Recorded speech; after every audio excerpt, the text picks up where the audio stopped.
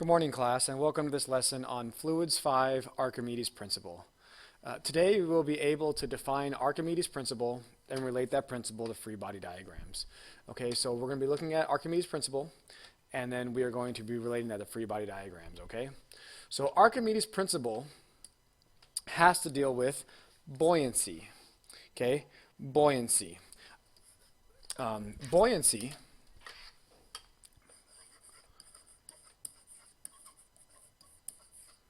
Buoyancy is an upward force due to a fluid. Okay? And the best way I can describe this is by talking about being a swimming pool. Most people have been swimming, and you might have been in a pool,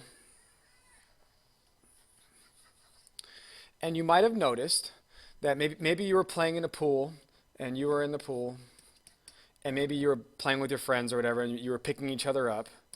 Okay, so you're picking each other up, or maybe you were picking up objects off the bottom of the pool, or anything like that. And you probably noticed that objects in water seem to weigh less. That when you picked up your friend in the pool, because you guys are messing around, that person actually weighed less. Or appeared to weigh less to you. Or you picked up some object at the bottom of the pool because you were playing a game, and this object weighed less. It seemed easier to pick up than it seemed easier to pick up than being outside of the water. And that is because water is a fluid, and it provides an upward force due to its nature. And so this is where we get Archimedes' principle. Okay, so we get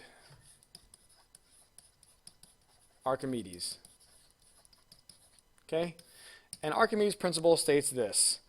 The buoyant force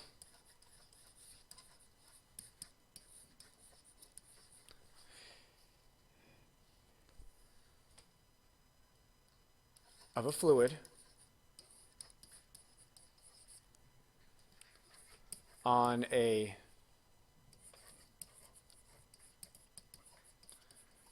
partially submerged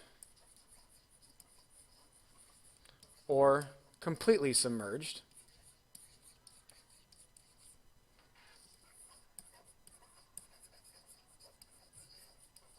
object. So the buoyant force of a fluid on a partially submerged or completely submerged object, so it could be either floating on the surface or it could be totally underneath, okay? The buoyant force equals the weight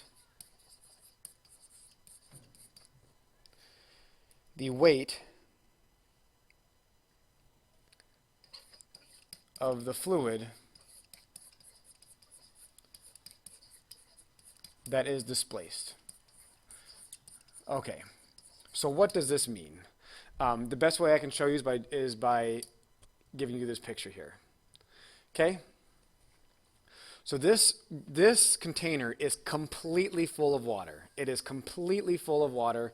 If anything touches it, water is going to start pouring out. Well, we are going to lower this rock into this fluid. And when we lower this rock into this fluid, the water that is displaced is going to pour out into this container right here. Okay? So this right here is displaced fluid. Okay? And let's just say, for example, that this comes out to be 2 kilograms of water. Okay? 2 kilograms of water. Well, that means 2 kilograms, the weight of 2 kilograms of water is mg. So the weight is going to be equal to 2 kilograms times 10 meters per second squared, which equals 20 newtons. That means, because the weight of this water is 20 newtons, the buoyant force on this rock is going to be 20 newtons upward. So let me give you some numbers here.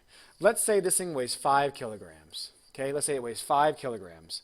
Okay, we're going to put this in water. We put it in water right here. If this rock, I'm going to draw it again down here. If this rock was attached to a scale, okay, This is a scale here. What would this scale read when this rock is in water? Well, if we drew a free body diagram for this, we have mg, gravity pulling it down, and we have the buoyant force pushing it up. mg pulling it down is going to be 50 newtons, 5 times 10.